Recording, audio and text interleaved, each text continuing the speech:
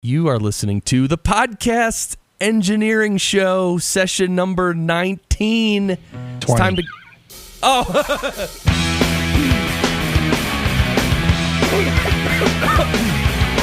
Oh my God. As I cough my head off, why does that happen? Sometimes, like, you'll be around, you'll be waiting to do a show, and everything's fine. Then all of a sudden, the mics go on, and you start coughing your head off. That's because you spent the last week in a hotel room breathing all that dry air. In Chicago. In Chicago. By the way, this is the first day that I've been back that I can actually speak. You couldn't speak before? I lost my voice. My voice was completely shot. That's right. You were at a booth for 2 days. We're going to get into that. Ralph, Yep. This is Ralph Rivera, everyone. He was at... Me? Yes, at a booth for 2 straight days at Podcast Movement, and that's what this episode's going to be. This is going to be a little recap of Podcast Movement and a recap of my Q&A session, which was on audio engineering. But before that, welcome to the show. This is the Podcast Engineering Show. People are loving the show. I really appreciate all your emails. This is a show where we talk about the more hardcore audio side of podcasting. Actually, I got into podcasting about 4 years ago. 4.5 years ago, maybe. And I realized that a lot of the podcasters out there, most of them, they don't have any real fundamental training in audio engineering. And so some of the fundamentals are missing. Maybe a lot of the fundamentals are missing. So this show is to remedy that. And also the Podcast Engineering School, I'm starting a school for this purpose, which is going to kick off in the fall. And actually I have a sort of a test pilot session coming up in about a week and a half here in Colorado Springs. It's kind of secret though, so no one can really know about it or attend. Well, there's a few people attending, but they're helping me out with the pilot program. So my company, which supports this show, is Fractal Recording. I produce podcasts for Forbes and Dun & Bradstreet and a lot of different business authors as well. Each week on this show... name dropper. Listen to you, name dropper. Each week on this show, we talk with experts and podcast engineers and producers to really get into what they're doing. We go through their equipment and workflow, and we get technical. So that's because that's what we want to learn. We want to answer questions, and we want to learn, how to technically do things better as an engineer of podcasts and audio. And if you implement the best of what we teach here, it'll make a big difference in your engineering as well. And of course, Barry's here with us. Yeah, oh yeah. Barry, he's here. He's the maintenance guy in my old building. But he's here with me, actually. Hey, Barry, when you listen to Ralph Rivera's podcast, what are your feelings when you listen to Ralph's podcast? There's no activity, no giggle, no nothing. No, okay. I refute that. Here we go. There is lots of giggle. And by the way, Barry, when were you were at Podcast Movement, right, Barry? Yeah, oh yeah. And did you, when you went by Ralph Rivera's booth, which was for the Podcasters Toolbox? See, Podcasters Toolbox .com, by the way, Podcasters Toolbox is going to be in beta very soon. And anyway, we're going to talk a little bit about that. But Barry, you went by, saw Ralph and Carolyn at their booth. What were your feelings about the booth? There's no activity, no giggle, no nothing. I'm sorry. I'm going to have to reach out to my attorneys about this. Unbelievable. So, podcastengineeringschool.com is our website. All right, am I done with the intro? My God. I mean... I feel like I only interrupted you like 4 times. You have to say all this stuff, though, I think. Anyway, next week, Max Flight. That's right, Max Flight. He's the host of Airplane Geeks podcast. Him and I had an awesome conversation. Really, this is a good episode. You guys got to hear this. Not for nothing, but you have me on your show, and you're talking about how great another show is. It's like you're taking a girl out on a date and you're telling her how awesome it is that you're going on a date with another girl. What's going on? Hey, well, see, here's the thing, Ralph. Technically, I didn't introduce you yet. So I'm going to, roll out the red carpet here. Right? Actually, I'll do it right now. So my guest today is Ralph Rivera. I'm sorry, Ralph M. Rivera. Thank you, sir. Because on all his social media, he has to put the M in there. Because apparently, You've told me in the past that there's a Ralph Rivera. There's a porn star named Ralph Rivera. There's a porn star named Ralph Rivera, and there's also the head of marketing for AOL is also Ralph Rivera. Actually, he's not with AOL anymore, but Okay. I get confused with him I get confused with him more than I do than the porn guy. Okay. Okay. So you host the podcast, which you're actually going to pivot soon. You host a few podcasts. Well, I'll let you. Do you want to mention any of those right now? Well, the big one is the Web.Search.Social podcast, which we're on a little bit of a hiatus because we've been launching this podcaster's Toolbox tool. So we're going to be broadcasting, listen to me. We're going to be releasing new episodes probably within the next 2 weeks. But if you go to websearchsocial.com, you can get all the info on that podcast. Yeah, Web.Search.Social. That's also the name of your company. You provide marketing services. You and your wife, Lynn, which it stinks that she's not on with us. She's not. She was. I invited her, but she said I don't want to talk to Chris Curran. I spent the whole week with him. I've had enough of him. The good thing about her being on with you is that I can I can send her a little message through Slack and telling her to mute your mic so That's that right. her and I can just talk. Anyway, so by the way, Ralph was a frequent guest on our old show, Social Media Unscrambled. That's right. Quite a lot of And actually, mayhem. I'm going to say a couple things, Chris. I'm just going to take over. Just sit back, relax. So we actually, Chris, you were actually a large part of the inspiration that got us podcasting. You actually helped us buy our equipment, set up our equipment. I actually understand what all of these knobs actually do because you came in and you spent, I don't know, a half a day here in my office in our recording studio. I don't know why I couldn't get that word out. And I think our podcast sounds pretty darn good. I mean, there's certainly room for improvement, but wherever our podcast sounds awesome, it's because of the influence of Chris Curran. And wherever it sounds not so awesome, it's probably because I've screwed something up. So you've been a tremendous friend to our podcast, and we certainly would never have gotten to close to we're at 180 now, episode 180. We certainly would never have done that without you and Podcast Engineering School. Well, thank you for that. And it's funny that things go back and reflect on each other because me coming to your place and walking you guys through the setup and teaching you, basics of signal flow, in a way that inspired me a while later to start Podcast Engineering School and realize that there was that need and also that I like helping people do that stuff, because I know that the whole audio engineering piece of this, it's not rocket science. It's not hard, it's not really difficult stuff. Right. It's just a lot of fundamentals. Well, what is it? Tony Robbins said that, for Taekwondo, there's only 7 fundamental moves or something. Right. All the moves are based on 7 simple moves. It's the same with audio engineering. Yeah, one of the things that, before I get to my point, I just want to say, since you dropped the words signal flow, I'm going to go ahead and just say gain stage, just because I want to make sure that it sounds like I know what I'm doing. So I'm just going to say, yeah, Chris, we had a conversation about gain staging. See, now I sound smart. But one of the things that really changed my life, I know I'm being a little hyperbolic here, is this idea, because when you look at a mixing board, especially a higher end mixing board, it is just, it's the scariest thing ever, other than bears. There's bears and then there's mixing boards.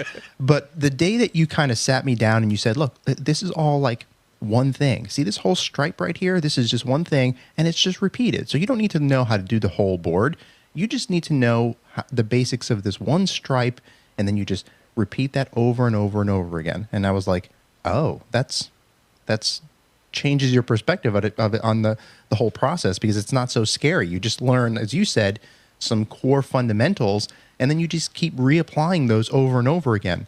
And one of the, I'm skipping ahead, Chris, but the other thing that I think that is really valuable is that you talked about during your Q&A and podcast movement. You said something that just really floored me. You said, I want to be able to teach someone all the fundamentals of why a board works so that they can go and stand in front of any piece of equipment, any one, and be able to adjust that piece of equipment with confidence. And that was the piece, with confidence, that really kind of etched itself in my mind, because I have that now, thanks to you. I have that confidence that I can sit here with our compressor limiter and our gate and our expander and limiter and all this stuff. I'm pretty confident with this stuff, and I still have room to grow, but it's good. Am I done blowing smoke up your butt That's now? awesome. Oh, well. Or you want me to keep going? I'm actually going to cut that whole clip and repeat it at the end of this podcast as well. Just nice. Because So this is great. I'm glad you're on the show. And we had a lot of fun at Podcast Movement. So Podcast Movement was about a week ago. And Ralph, you and your wife had a booth for Podcasters Toolbox, which is an awesome tool. I just want to mention that it has nothing to do with the audio side of podcasting. It has everything to do with the nightmare that's called booking guests, following up with guests, getting them to send you their picture, their bio. And then, of course, after the show, what I always do, I always forget to, encourage my guests to share the episode. I usually send them one email with the link and I say, hey, the show's up. Here's the link. Well, Podcasters Toolbox takes care of that, all that nightmare back and forth, puts it all in one place. So, and it it automates emails as well. It's really cool. Beta is coming out August 1st. So if you're listening to this when it comes out, at the end, late July 2016, definitely go to podcasterstoolbox.com, sign up for the beta. If it's after August 1st, who knows? If it's mid 2017, still go to podcasterstoolbox.com and check it out. And a lot of us engineer and produce shows for other people, and maybe you don't host a show, maybe you don't book guests, but maybe your clients do. So this is a tool that, I don't know, it's like the one, especially for me, because I'm a more technical guy, right? I don't like trying to keep track of, did I send the email, did they respond, where's their picture, and I know you can keep things all over the place and whatever, and you can keep your own spreadsheet, whatever. Yeah, that's nonsense. You need a tool that's made for this. And so you guys had your booth. You did really well. You're even insane because the first day of Podcast Movement, you didn't even leave the booth. Neither of you left the booth to have lunch. You didn't eat lunch, dude. No, we are cybernetic organisms. We don't need to eat. Oh, yes, we were working very, very hard. Man. So that evening, I was like, dude, you got to eat. Anyway, we had fun at Podcast Movement, and your booth was actually in sight of the solution stage where all the Q&A talks were happening. So the Q&A talks are an interesting thing that Podcast Movement did, because a lot of the feedback they got from the first 2 years was that, we love the Q&A a lot. We love, we like presentations, but we also like Q&A because obviously people can ask questions based on their reality, their circumstances. So this year they had literally a whole stage, which was in the exhibit hall. It was kind of like an open air stage with a bunch of seats there. And every, breakout session, they had a session on the solution stage with a different Q&A presenter. And I was fortunate enough to be one of them. And we had a great Q&A on audio engineering. And of course, wasn't there a mishap? Didn't something go awry when you were doing your Q&A? I'm sitting in my hotel room that morning, getting ready to go downstairs, right? And I had to check out of the hotel room too, so I had my bags and everything packed. And I'm sitting there ready to go, making sure I didn't forget anything in the bathroom and stuff like that. And I get this message through Slack because Ralph is on my Slack channel, and I don't really know how to use Slack yet, but Ralph is on there. So me and Ralph can message. And he writes me this thing and says, hey, I got this idea. Well, as soon as you get up for your Q&A, I'm going to run on stage and do a Kanye West. I'm going to grab the mic and just tell everyone that, I'm going to let you finish. But, the Heil PR40 is the best microphone of all time, ever. And then hand the mic back to me. So I wrote back. I was like, oh, that's brilliant. So then, Ralph, take it from there when I actually started. So the clip is on Facebook. If you friend me on Facebook at facebook.com/Ralph M. Rivera, you can actually see the clip. And, the funny thing is that it was so unexpected that people, I think, didn't know that it was a joke. And afterwards, a lot of people were on Facebook and they were talking about it. And there was this whole debate about, wow, did that guy really go up there and interrupt Chris? Was that planned? Was that a joke? Was that just rudeness? Yeah, what a jerk. What a jerk, yeah. So it was so funny because to me, and I've seen the video, it just seemed so over the top that it was clearly a joke. But the nice thing is nobody took offense to it. And once kind of the dust settled, I think people found it kind of funny and goofy. But there was a real uncomfortable moment there where Chris had to actually say, just so you know, that was a joke that was planned, because I think people actually thought that was something that really happened. So really, I did, like, literally 5 seconds after you walked off the stage, you handed me the mic, walked away, and pretty much immediately I said, hey, that was, by the way, we planned that. That was a joke. And everyone was like, oh. But before that, there were two people. One person was announcing all of the speakers, and then there was a second person who was, I guess, just kind of wrangling everybody where they needed to be. And this guy was like, 6.5 feet. He was like big. I mean, this guy was huge. Yeah, he was big. So at some point I leaned into Chris and I said, hey, why don't you tell him what we're doing? This way he doesn't tackle me and hurt me. That's right. Right before I went on stage, you're like, hey, can you just, tell that guy that what we're going to do something that's fake and not to come on stage and tackle me and give me rib shots until I bleed. So I went up to beat down. So I went up to the big sound dude and I was like, hey man, just so you know, my friend's going to come on stage and Kanye West me, but it's a joke. So it was good. It all worked out. So yeah, that was really fun. And so my Q&A session, so back to the podcast engineering show. By the way, Ralph, you are on the show today just to sort of hang with me, obviously. Yep. But I do want you back on the show because we're going to really talk about your audio setup and workflow and equipment, because you're actually, you have a nice studio space where you live, and you're also planning and sort of piecing together sort of like a mobile recording unit with some pretty cool equipment. So when you kind of have that up and running, definitely I want you back on the show and we'll really go through all your stuff. Is that okay? Yeah, so let me tease that in less than 30 seconds. So right now we have, I think probably what most people would consider to be a standard setup. We've got 3 Heil PR40s that all run through a Behringer compressor limiter and then into a Mackie board and then out to a Roland recorder. So that's, from a podcaster's standpoint, that's kind of standard. But what we want to do ultimately is we want to be able to have our whole podcast rig be able to be packed and mobile, because we're going to be location independent soon. We're selling our house and we're going to be doing some traveling for the next year. So we want to have, there's 2 things that we want to do. The first, as you mentioned, was I want to be able to have all of our equipment be mobile ready. And the second thing is we want to do all multi-track recording, because right now we're basically mixing into the Roland, but we want to have a little bit more control over the quality so that we can do some, if we need to, we can do some post-production compression or cleanup, whatever. So we want to move to multi-track recording. So there's your 30-second tease. Yes, and I love that. And you, by the way, your setup is definitely above average. 3 PR40s and going through a Mackie, and yeah, so you guys have a nice setup over there. All Chris Curran approved. Well, and Mostly. your wife has good microphone technique, actually. She does. She learned it from the master, from you. I'm being serious too. Yeah, I know. She has better mic technique than you. You're like a soft-spoken kind of dude, and at times, now you're better after 180 episodes. But in the beginning, you would kind of, drift a little bit from the mic. Absolutely. And little stuff. So. Well, you know what I'm doing, Chris, is I'm talking across the mic. I'm not talking into the mic. There you go. That was a question. You should probably explain why that came up. That was a question you asked in the Q&A session, because you had asked me earlier. So let's get into this. Now we'll go into the phase of this session. I almost said episode.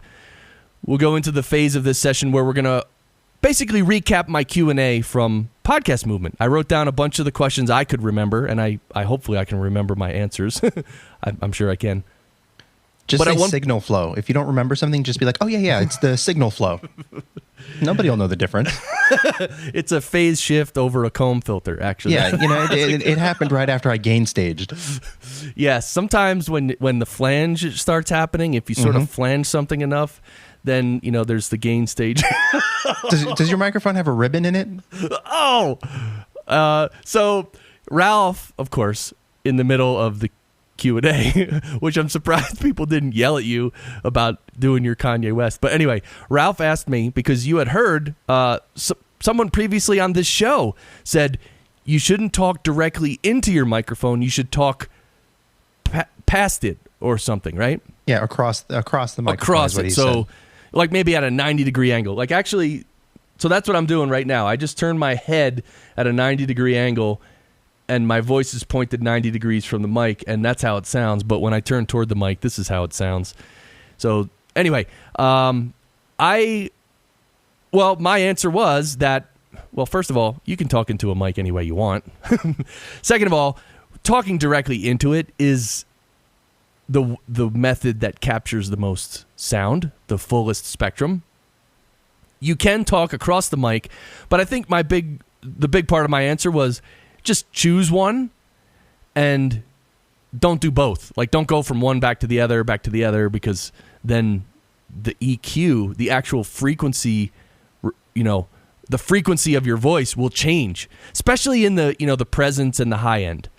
And that's why sometimes somebody will be that's why when you're processing a voice, when you're actually EQing a voice, you're listening and you're twisting EQ knobs. But if somebody turns away or turns their head like this and they start talking, you're still EQing. You might say, oh, there's not enough high end when they move away. So you crank up the high end. Then they come back on the mic and then it rips your earlobes off your face. You know what I mean? So, yeah, and I think the cause, if we look at the root cause of that, I think for most podcasters, the reason that happens is because they have a computer or a laptop in front of them and they haven't positioned their mic appropriately yet. So as they turn from the mic to the screen, to the mic to the screen, they keep dropping in and out. That's why mic placement is so important if you're going to have a computer in front of you so that you're not shifting your gaze over and over. Yeah, totally. And Barry, what do you think about Ralph's name, Ralph M. Rivera? That's a tongue twister right there. There you go. All right. Barry loves me. Barry loves you. He really does. Barry, you were on Ralph's Twitter, at Ralph M. Rivera, and you saw his profile picture, right? What'd you think? Something from out of ancient times. Big mouth. Wow. Lot of teeth. Wow. Wow. Wow, Barry. Serious. By the way, I met this guy, Brandon, at Podcast Movement, and he, we were talking, and I told him about the Podcast Engineering Show. He went home, listened to it. He wrote me back. He's like, oh, I love the show, and I'm an instant fan of Barry. So people like Barry. What's not to love about Barry? Barry, do you agree that this is a good show? 190%. All right, moving on. So let's go through some questions that I answered at the Q&A. Okay, someone asked, what do you do? We were talking about compression, okay? We're talking about compression and how it compresses the dynamic range of the signal. So it kind of brings the high level stuff down a bit, and through the makeup gain, you bring the really low volume stuff, you bring it up a bit. But the person asked me, well, what happens when I compress it? The noise becomes a lot louder. So what's happening is there's noise on the noise floor, like maybe there's a fan in the background, or the air duct is blowing air, or like some of my clients, they're in New York City near a window and you can literally hear traffic, which, by the way, that's hard to use noise reduction on traffic because it's not white noise. Anyway, right, when there's background noise, you got to be careful how you compress it. Because, yes, if you compress it too much, you bring the noise up to the level of the voice. And, of course, you don't want that. So one of the cool techniques I told him was that instead of using a normal ratio, like 3-to-1 or 4-to-1, and using a threshold, whatever threshold you need to use, what I told him was put the threshold really high so the compressor only kicks in when the level gets really high, right? So anything, mid volume or lower does not get acted upon by the compressor. So you put the threshold high, and you also put the ratio really high, like really high, 10-to-1, 15-to-1. Wow. 20-to-1. Why not? I mean, you got to play with it. You got to see how it sounds. So what happens is the compressor only acts on the signal, the very loud parts of the signal. It won't touch the mid volume and the low end. And that's a way to sort of like smash down the high end, the loud parts, without bringing up the noise too much. So that's a nice little trick you can use. And of course, it depends on the signal. It depends on everything. You got to try it, right? So, but that's a good little trick to try. I also mentioned we were talking about DAWs, digital audio workstations, and actually, I guess technically we were talking more about multi-track software like Audacity and Audition and Reaper, which is what I'm still using actually. And there was one booth there, Hindenburg, which actually one of our past guests mentioned Hindenburg. We talked about it a bit a few episodes ago. And I mentioned at the Q&A, well, someone asked me what I use because, he said, hey, I use Audacity, and what do you use? And I told him, I said, I use Reaper because it has a very small footprint and it's very quick. And I also mentioned how at the show I told someone else that I use Reaper, and they almost laughed at me. Like, oh, you use Reaper? You should be using Pro Tools or some big crazy program, right? Or crazy meaning big and huge and not really necessary for podcasting. It's good. Pro Tools is great. I have Pro Tools too, but I use Reaper because it's just simpler and quicker and easier, and it's a tool. So that was my big point. Like, whatever you're using, it's a tool, and your skill in using that tool is what's going to determine how good it sounds. It's not the tool itself. I mean, look, all that software, Audacity, Audition, Pro Tools, Reaper, Hindenburg, you can use any of them. They'll pretty much sound the same because it doesn't depend on that. It depends on your mic and your Ralph gain staging. See that? It always sounds more professional when you say that. So it's just a tool. Let's be clear about what we're doing here. I'm not here as an engineer to use an expensive piece of software and to brag that my software is the most expensive. I'm here so the final product sounds damn good. And if I can use Reaper and get that done, that's all you need. So, and it reminds me of that movie Ronin. Did you ever see that movie Ronin? Yeah. Oh my God, one of my favorites. And that one guy who was like the sketchy guy, the nervous guy. He's like, so he asks Robert De Niro, so what's your weapon of choice? And Robert De Niro's like, I don't know, just, it's a tool. You put the tools in the toolbox and I use it. And the nervous guy didn't understand that because he wanted to brag about how he knows how to use guns and he has the best gun and all this. And Robert De Niro's like, no, it's a tool. It's in a toolbox. I'll use the tools. That's all. Right? Is that so, Chris, tell me in a sentence or two why you use Reaper over any other tool. Well, pretty much because I started using that years ago because it was free to download and try, and it's pretty simple and it just worked. And the way it draws the waves is very quick. You can zoom in and out, and it doesn't take time to redraw waves or anything. It's much faster than most other software. So I could probably every other software, and that's really it. I am contemplating, by the way. First of all, trying Audition because I have never even tried Audition. I mean, not that Look, I'm human. I've only tried so many things. Are you, Chris? Are you really human? So I'm going to try Audition and actually I might, now we're going here. So I might actually get a whole new production computer. And of course, at that point, it'll probably have Windows 10, at which point I'll have to get some new software, the plugins, I don't know if they'll transfer over. They should. But I'm going to have to set up a whole new, computer to do production because the one I'm using now is about 3 years old, but it's still strong as a horse, working better than ever. So when I switch to a new computer and a new setup, that's like my opportunity to try some new software. So that's when I'm going to try Audition. That's when I want to try. There's actually this cool plugin I'm going to download. I just found out yesterday you can download a trial of it.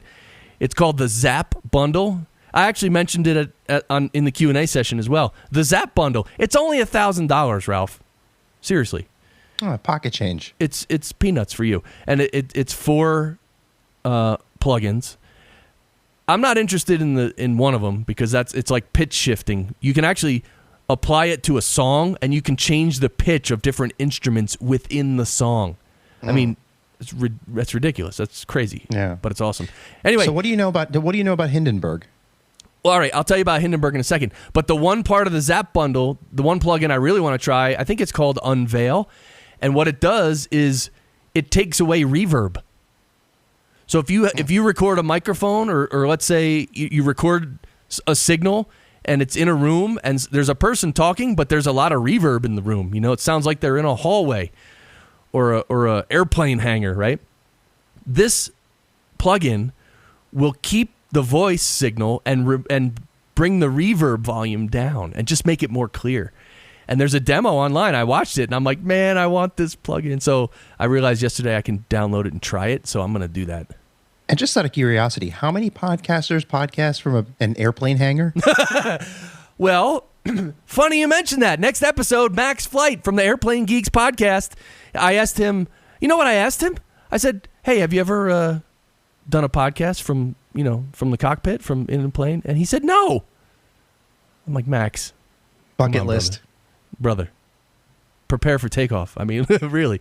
All right. You asked about Hindenburg. No, I have not tried Hindenburg. It looks pretty good. It's made for broadcasters. It's made for more of a storytelling sort of production where you have a lot of different clips and you're kind of moving clips around. So for the standard interview format podcast, it you don't usually have that. You don't usually have a million clips. You just have 1 or 2 or 3 tracks. And right. And you edit the track. So I will try Hindenburg. Actually, they gave like a coupon code. You could try it for 2 months for free. So I think I'm going to try that. Although, I don't know. It's weird trying stuff because you open up a can of worms when you try something, right? It's not just like, oh, I'm gonna open up Hindenburg and spend 3 minutes and see how I like it. No. It takes time to go through it, to try stuff. You gotta, bring in audio, mess with it. Of course, maybe figure out how to get some of your own plugins in there. And so it would be like a project, and I don't know if I have time for that actually, but it looks pretty cool for sure. Weird name selection. When I saw it, I was like, isn't that the Hindenburg disaster? And what is this? Yeah, a lot of people died in New Jersey. Yeah, nearby. Nearby me, not nearby you anymore. Yes. All right, by the way. But it does look interesting. And I think that a lot of podcasters, as a result of Serial and some of these other NPR type, This American Life, those type of podcasts, they do want to drift more into a storytelling type of narrative. So I think that there's going to be space for tools like Hindenburg in podcasters' lives. Yeah, we'll see. I met the one rep from Hindenburg. He's from Copenhagen, Denmark, which was cool. We got to talk about that because I have actually been there. So let me quickly go through some more things on my list. So one thing, by the way, Mark Johansson. Hey, Mark, he has a Facebook group called Podcast Gear Group. If you want to join that, go find him on Facebook. Mark Johansson, Podcast Gear Group. He actually gave out these little bracelets, these little blue bracelets at Podcast Movement. It says podcastgeargroup.org. Actually, if you go to that URL, it'll bring you to the Facebook page. I have close to a dozen of those. Right? Oh, you stole them? No? I don't know that I use the word stole. That's too strong. Yeah. Acquired? Let's do acquired. I like that word better. Stumbled upon? Yeah. I gainstaged them. Oh, they signal flowed right into your pocket. All right. So also video tutorials. People were asking about video tutorials. And I know Dave Jackson has a lot on his site, schoolofpodcasting.com. And also Carrie Green has video tutorials, especially on Audacity. I think he has a program on Audacity. I think it's a paid program, but definitely Carrie Green. Find him. He was a previous guest on this show. Hello. So go back to our archives. A lot of questions at the Q&A at Podcast Movement were about fixing things. How do you fix this sound on the audio? How do you fix that when that's a problem? How do you fix that problem? Well, here's, and this is going to sound totally like almost a little, I want to say a word, but I don't want to curse on this show. It's going to sound a little stupid, but, record it right the first time. That's the number one rule in audio. Record it right the first time. Spend time when you're recording. Do a sound check before you record. Make sure the level's good. Make sure, obviously, it's going to the right track. Make sure that the EQ of it is okay. that it's not something nasty that's going to be hard to fix later. Make sure you don't compress too much to tape. You can always compress it afterwards.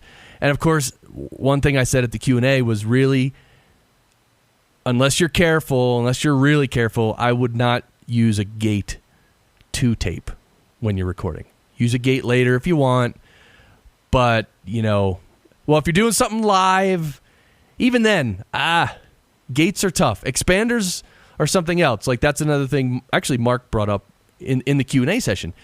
Gating can be difficult, especially if the gate you're using is a hunk of junk. There's companies that make really precise and almost intelligent sort of gates. I'm telling you, most podcasters don't have that gear. They have a cheap gate that comes with the software or something, right? So you got to be careful. And so instead of using a gate, you can use an expander. A gate is only an extreme. It's an extreme use of an expander. An expander just expands the dynamic range, so it'll push down the low parts. So that that little noisy part, like the noise in the background, an expander will push it down a little. It won't push it down to infinity, but it'll push it down a little. And therefore, it won't chop off your breath, and it won't it won't act like a gate and start chopping your voice in weird spots and make you all choppy. So use an expander. That's a good use of an expander rather than a gate. So, Chris, what you're saying is that I shouldn't use a gate? No, go ahead, Chris. Go ahead. Finish up. You're not using a gate. I like that. Someone was asking about the MP3 quality of the final episodes. And, I mean, this is pretty standard, but, standard, and I'm doing air quotes, CD quality MP3 is stereo 128 kbps. That's standard for stereo. For mono, a lot of people use 64 kbps. And as I mentioned before, 64 mono is the same resolution as 128 stereo. So even if you go mono 64, it's the same resolution as stereo. It's just one channel instead of two channels, left and right. So that's good to know. Someone asked this question. This is a good one. If you're recording 3 people in the same room, so you have 3 mics open in the same room, how do you avoid getting crosstalk? How do you avoid someone's voice ending up in the other mics? And how do you deal with the fact that, when you have 3 mics open, you're recording the room sound times 3, right? That noise floor of the room itself adds up because you're recording three versions of it. So how do you do it? What should you do? Should you use a gate, whatever? I think I had basically 2 answers. I think the most important thing that you can do in that scenario is that you need to have every speaker be as close as they can be to the mic. Because the closer you are to the mic, the louder that signal is, their voice, and in comparison, the lower the room noise is. Whereas if you lean back and you just, you talk like this, the signal, which is my voice, the level goes down, but the noise floor is still the same. So that's one thing. Be on the mic. The other thing is obviously point the mics away from each other. If you have 3 mics, point them at 120 degrees away from each other. So you're sitting in like a little triangle facing each other, sort of. So the mics are facing away from each other. So you take advantage of the cardioid pattern that doesn't pick up noises coming from the back of the mic. And the other thing I mentioned was Auphonic. They have a multi-track Auphonic. It's a desktop app you can download from Auphonic. And you have to pay. I forget what it is. I want to say $60 or $80 or maybe $100. Something like that. But multi-track Auphonic. It's like a little desktop app. You can actually throw 3 different tracks into it, and Auphonic will process each track separately and then mix them all together and level everything.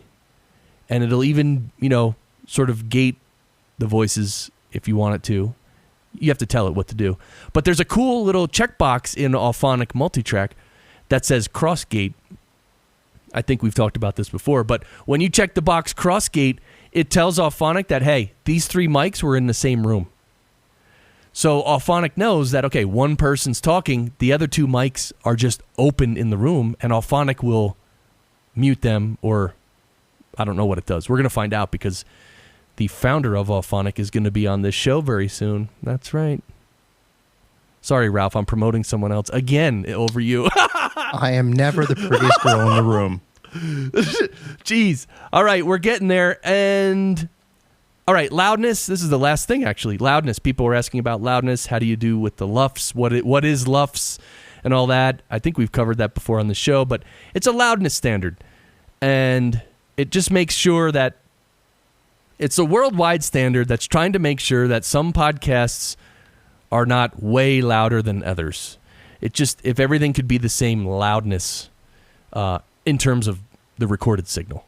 Obviously, when you listen on speakers, you can turn it as loud as you want. But the actual recorded signal, the level, there are standards now. And it's good to follow it because it just helps the listener. You know, we all remember back, well, it probably still happens, when, well, because I don't really have TV, but people would watch TV and their TV show would be at a certain volume level, and then the commercials would come on and be literally way louder, and you'd be like, oh my God, you'd have to turn down the volume of the TV. And then, of course, the broadcasting world woke up to that and said, okay, no, we need to make everything the same loudness for the benefit of the listener. So that's what loudness is.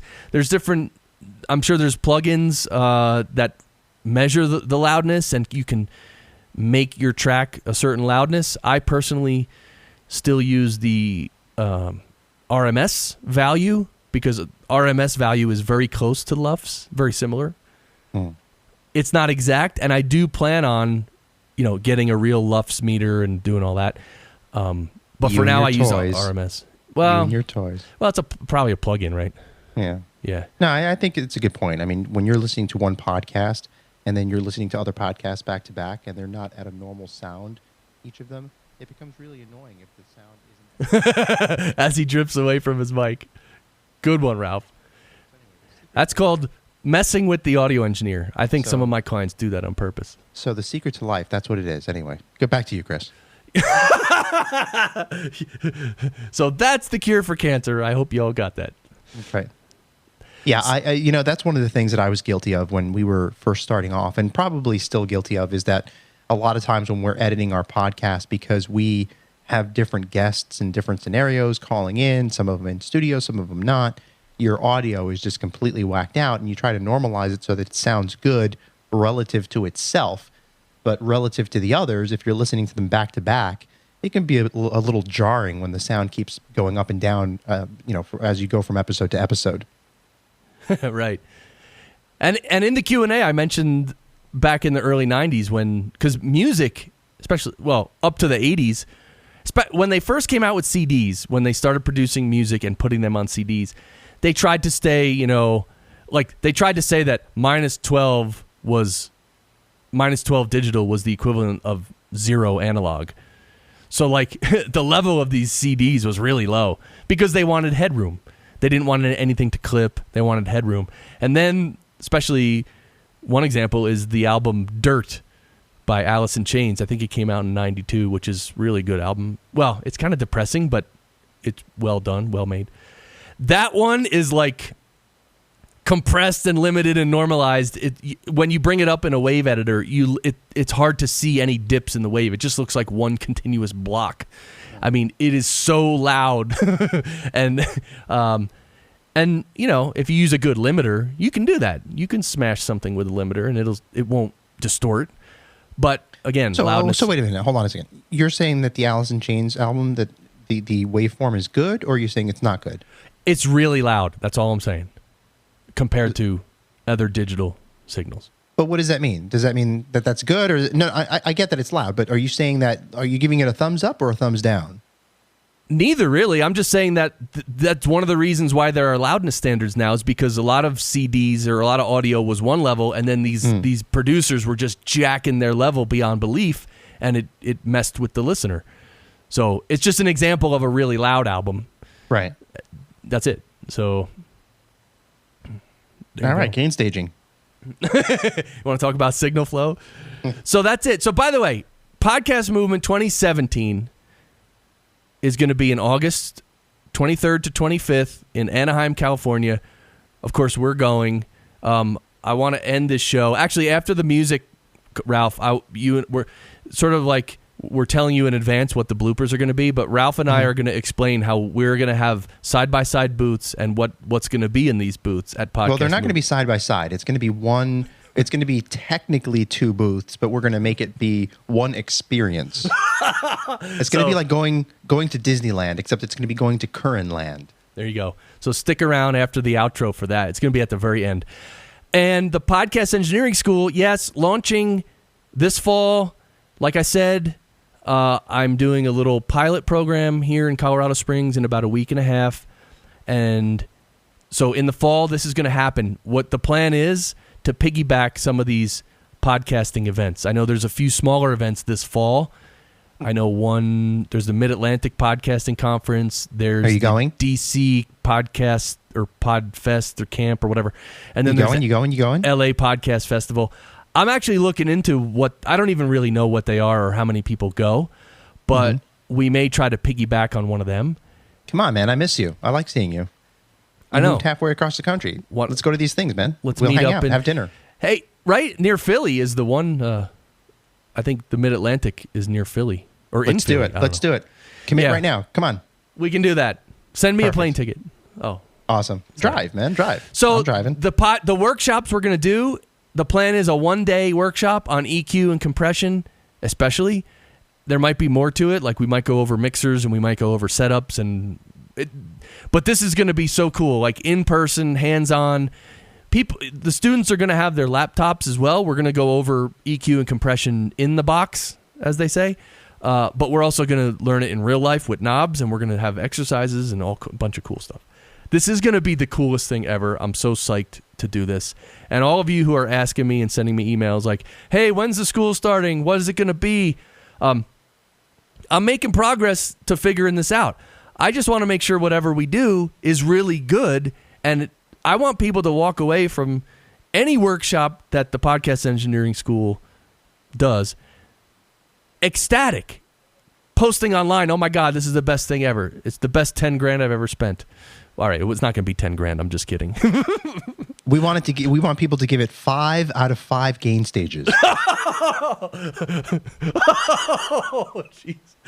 All right, so this has been great. Ralph Rivera, podcasterstoolbox.com. Again, get on the beta. There's a exceptional thing. If you sign up to be a beta for this tool, I'm serious. Go sign up for it. podcasterstoolbox.com.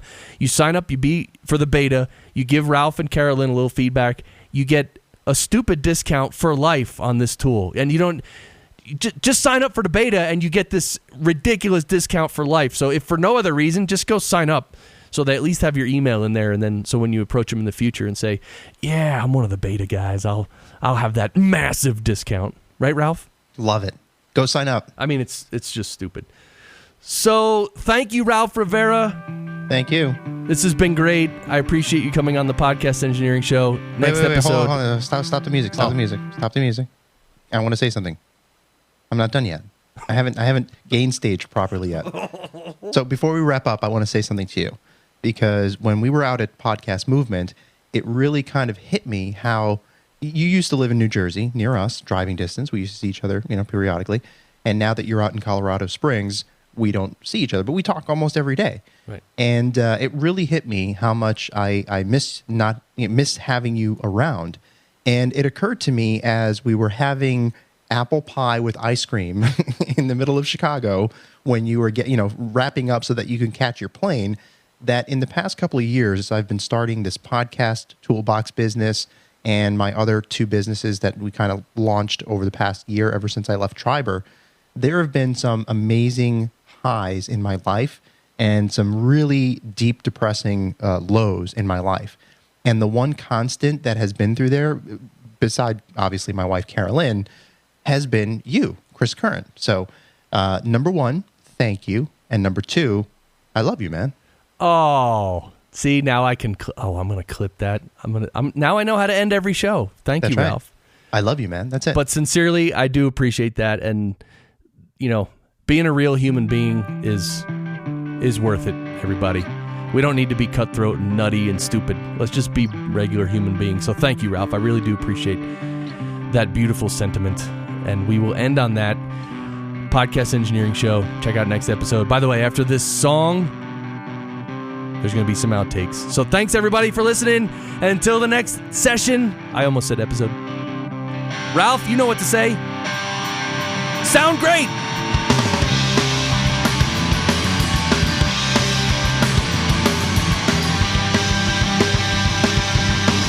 Walk away from me where you can't play that part so well. What you're playing out on me now. You like to lose control where it's quite a feeling, isn't it? Let them float and risk in time now. You tell me that you found something better. How should I respond to that? It's a lie. I don't wanna hear it. What do you want me to say? It's a lie. I don't wanna hear it. You react some angry. You change your attitude where you say I just don't get it now. You say your eyes so far away now. Gave up on me where some chance you gave me gave away. Say I wouldn't understand now. You tell me that you found something better. How should I respond to that? Oh yeah, I say now it's a lie. I don't wanna hear it. What do you want me to say? It's a lie. I don't wanna hear it. You react so angry. I want you to know you will ever always be true. I've gone over all we've been through. Doesn't seem that long a time now. Things we did still hold that meaning. It doesn't mean it's still the same. You're pushing me away. You walk your theories now where you get it worked up on you now. You walk your way around somehow now. Yes, it hurts me now where that you don't talk to me now. Now that these words have split apart now. You tell me that you found something better. How should I respond to that? Oh yeah, I say now it's a lie. I don't wanna hear it. What do you want me to say? It's a lie. I don't wanna hear it. You reject some angry.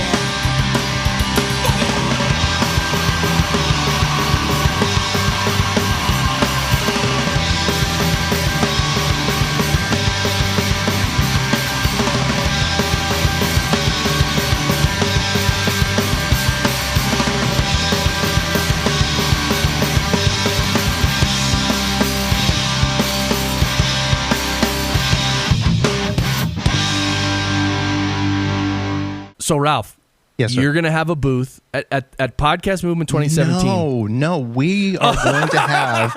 How many times are we going to go through this? It's not a booth. It's a shared experience. Okay. We at Podcast Movement 2017 are going to have a shared experience, part of which on one side is going to be Podcasters Toolbox. Right. .com. And on the other side is going to be Podcast Engineering School. Right. .com. Right. And we are planning some extraordinary features for this Well, experience. this is probably where we should reach out to your listeners and ask them what they think and give us some feedback. And, because we're thinking outside the box here. We're trying to generate some interest and grow our businesses. Bro, who's gonna give a thumbs down to 2 hot tubs?